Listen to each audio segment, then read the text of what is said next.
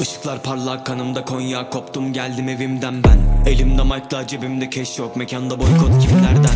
Peki bu kimlerden? Götümde bol kot bilmem ben. Yolların sonu gene karakol, baba boşa sıkma dua et peşinden.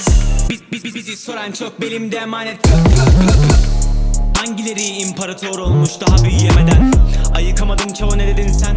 Bir dümenden bir duman, daha küfür etmem. Üzemez beni hiç kimse, küçük işler para etmez. Paramız yok ama çözüyoruz viski baby. Hızlı oldum ona teslim, karşı yaka mahallede parti. Nono North Face kolumda karti. Tamam olmazsa bile dene bari. Gezdiğim çok şehir ve çok katil. Gördüğüm hedef olsana yok adi. Kapkara maske Glock sen talip. Kırmızı mavi palomal dini. Mahalle sert ve sende yok talih. Baba gibi her şekilde bize rari. Kendini tut ve olma hatari.